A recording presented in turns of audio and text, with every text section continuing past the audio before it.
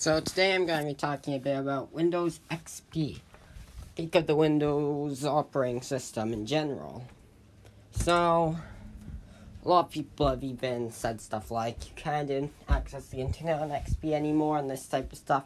It's just not true. XP is hardly actually obsolete and it will run about as good as Windows 10 on modern day hardware.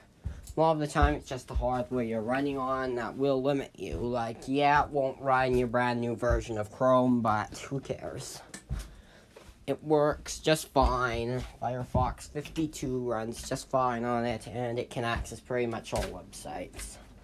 XP is still pretty much fine today, but it's not really what I'm talking about now. What I'm talking about is how this was really the peak of the Windows operating system. I'm not saying that Windows 7 or Windows 10 or Windows 98 or anything is bad. I'm just saying that XP was kind of the peak for Windows. Beforehand, Windows had basically monopolized the computer industry. However, Microsoft had basically been forced to save Apple so that Microsoft wouldn't be split up. They had an absolute monopoly over stuff, but then they made a very bad version of Windows called Windows ME, and this really influenced the development of Windows XP because it had to be good. And in my opinion, this kind of saved XP because instead of it just being some really crappy operating system that they put a little bit of effort into making, was actually quite good after all of this done. And it was kind of a new peak. It had all of the features you need in a modern OS, definitely. 98 and stuff kind of had that, but it didn't have any issues with DOS. It was no longer linked to that. It was fully based on Windows NT. It had a lot of the stuff that you'd expect to be in a modern OS, and it also had a really good out-of-box experience, probably the best ever on any OS yet. He also had a lot of the programs like a web browser and stuff built in, of course, and on XP was pretty easy to set up and everything, and just pretty easy to use. It had built-in internet and stuff automatically, would support Wi-Fi. You could connect to Wi-Fi relatively easily, although some drivers still aren't supported, but that's an issue with any OS, basically. The drivers sometimes won't work. And yeah, there are some issues with XP on modern day computers, but not really any. And it still definitely works, but the point is that this was pretty much the peak for Windows. Because beforehand, Windows had still a lot of issues. It was based off of DOS. You had the Windows not moving interactively as much. Like, internet was quite buggy. It's mainly suited around dial-up and gave you a real trouble trying to set up internet if it wasn't dial-up.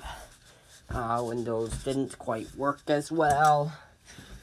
This was still, there were lots of limits on it. You could accidentally reboot into DOS mode fairly easily. Lots of debugging and stuff. Windows XP got rid of all of that. It made a new GUI that was brand new at the time. And all of this was incorporated into Windows. It was quite a good OS especially for the time. And really, Windows has never really been as good as XP was at that time. Because during the development after XP, stuff really fell apart. Because Windows Longhorn just got overloaded with new features based on the tremendous success of XP, and no one really needed Longhorn to be really good and successful like XP needed to be good. Because Windows ME had been really bad, and Apple was now around to stop them, but XP was way better than anything Apple or Linux or Google could make.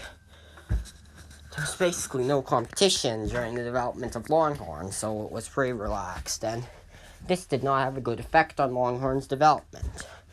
So Longhorn ended up having a lot of issues with it that The final build of Longhorn before they reset development was known as one of the buggiest operating systems ever made.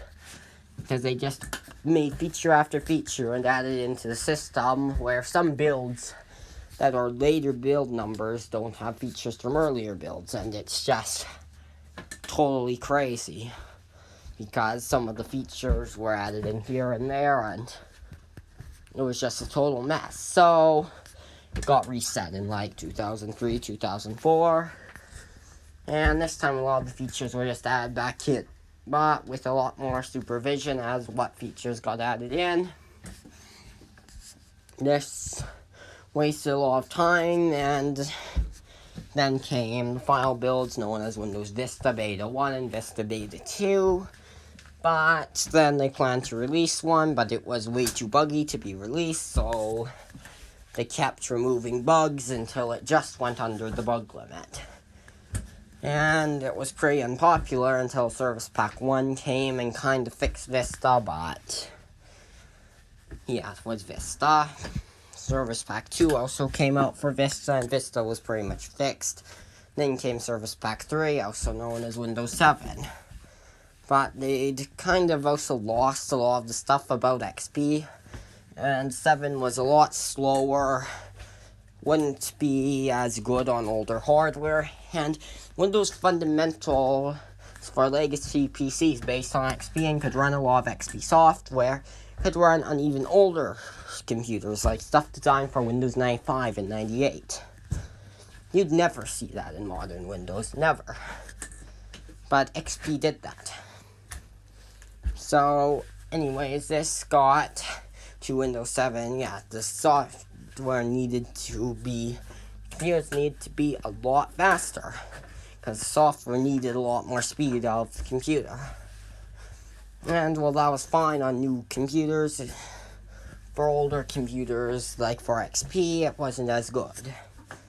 And overall, XP was way better on these systems, because yeah, it wasn't super slow. And then came Windows 8, which was like some sort of prank from Microsoft, because it was one of the worst operating systems that was ever made. But 8.1 came, and then there was supposed to be 8.2 to fix it, but instead they released Windows 10, so all the Windows 8 users had to get Windows 10 to fix their computer. But over then, we have all of the new advertisements built into the OS, so you can run adware built in. And Windows 10 is fairly good, I'll give them that, but it's just not the same type of peak for Microsoft. Microsoft may or may not ever see something that good again. Probably not. Because XP was a lot better than most other operating systems, and it was just way ahead. This may just be a coincidence having to do with the fact that basically all of the competition had been completely destroyed, but it was a really good OS for the time, and especially as computers are going through a massive leap forward right now, Microsoft could probably do something like XP again, now that you think about it. So they do have a lot of competition now that they'd have to deal with, but only so much. Like, I think an OS that was as good as XP in contemporary times would work, but XP will still run pretty well, and you still have the fantastic out-of-box experience on it. In general, XP is still okay, which is pretty incredible for an almost 20-year-old OS. Anyway, thanks for watching. Please like and subscribe. Bye.